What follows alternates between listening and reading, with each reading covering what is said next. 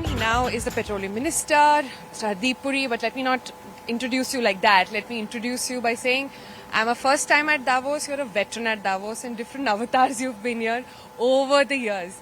First up, how is it that you're seeing this Davos 2022 in this spring? First of all, I'm not a veteran. I just mentioned to you that I started my life with Davos when it was called the European Management Forum. I happen to have been posted as a first secretary in the Indian delegation to the General Agreement on Tariffs and Trade, GATT, in Geneva. So my pehla exposure was at that point of time. But I've been a civil servant for most of my life, 39 years. And I've been to Davos earlier, but unlike many of the others who are attending this event and who come here every year, no, I've been here once or twice. The first difference is that this is the first time after the pandemic, after a gap of 2 years, that this event is being held. Normally, it's held in January. It's much colder. I think some of our friends who have been coming here regularly have come to associate the winter cold with Davos. So I'm hoping this is a more pleasant experience for them. Right. Point one. Point two, this event is taking place against the backdrop of severe challenges which the global economy is facing. I don't mean just the events which took place after 24th February. The crises that I am referring to, and there are multiple crises, Sonalji, they were evident even before the Russian-Ukrainian military action. And two of those crises in particular, I think, bear to be understood. One is the energy crisis, which has, I'm sure you are interested in oil prices. And the second one is that this crisis could also possibly reinforce and aggravate another crisis, which is a food crisis. Because if you look at the prices of fertilizers, if you look at the overall availability of things, so these are challenges. The advantage of an event like this, no matter where it is held, but Davos has come to represent a certain tradition of people who are stakeholders in the global economy coming and talking in an open manner to each other. That brings together policymakers, it brings the movers and shakers from the economic world. Will these conversations help in addressing those challenges? I want to be realistic. I think some of these challenges can be easily reversed. For instance, the problem of high oil prices.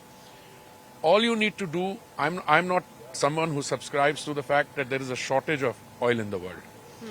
There is a shortage of oil being released into the markets. And if you release enough oil and you get an equilibrium on demand and supply, prices will come down by themselves. That's my first submission. And so therefore you could reverse this. If you don't reverse it, what is the issue?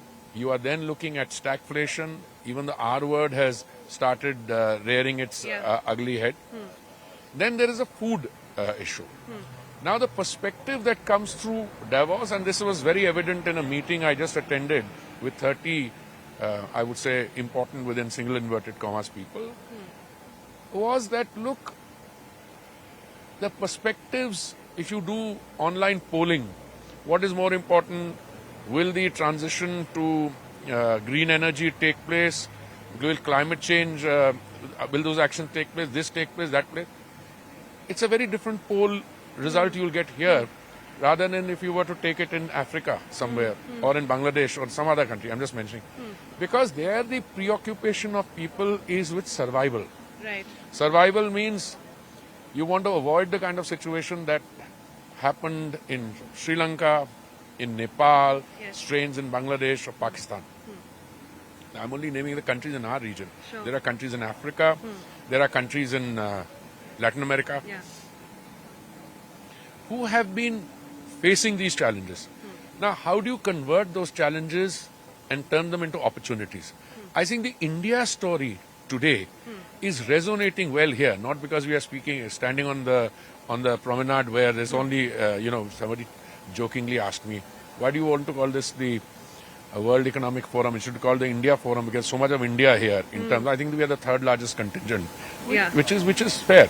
But also this time around, this has been a very truncated sort of Davos, right? You had no Chinese participation, no Russian participation as well. So in that way, it's been a little truncated. But I want to get back to your job right now, which is a tough one. But before I get to my job, let me give it, Sonal, two things. One is, I think there is not grudging, but open admiration for the India vaccine story. Yeah. I said this to Mansukh Bhai in the morning. I told him, I said, look, you deal with health. I was a member of I'm still a member of the group of ministers. But no one that I met has been anything short of effusive in their praise. I mean, that you produced 2 billion vaccines amidst that challenge and you were able to distribute those free.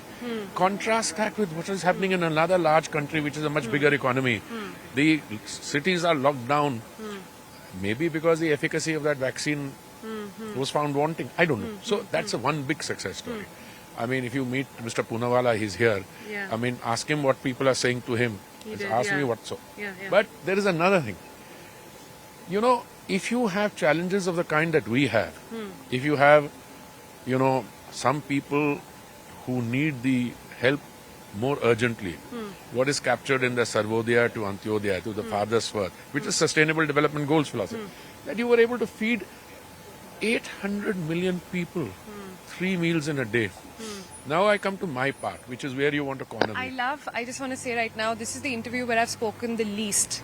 Mr. Hardeep Puri asks the questions himself and then answers them also. I know it's in your mind. And he's just reading my mind I'm now. a So mind I'm not reader. doing anything here. I'm a mind reader. I spoke with Minister K.T. Ramarao, and he said to me, Santa must do more. He's a friend of mine. I like to engage him. He didn't just say that. He said that he actually tweeted to Elon Musk and said he must come and set up like Tesla factories in his state.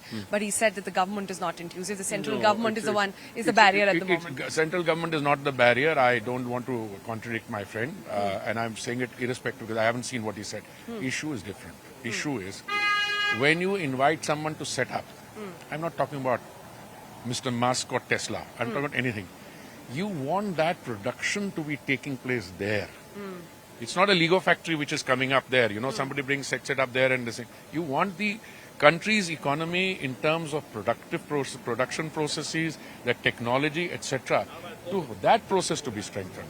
And therefore, I think what the government is doing, central government, is absolutely right. I am not going into Mr. X or Mr. Y. It's so easy for us to turn around and say, I would have done this but for so and so's play. I think it's a very healthy narrative. It's a healthy discussion. And let me tell you, any major manufacturer, whether it is a future generation of automobiles or etc., they will come to India because India is the place. I'll give you one example. If I remember the name correctly, I had a demonstration of a car called, I think, the Mirai. Mirai is a hybrid car. No, it's a hydrogen. It's a hydrogen fuel car.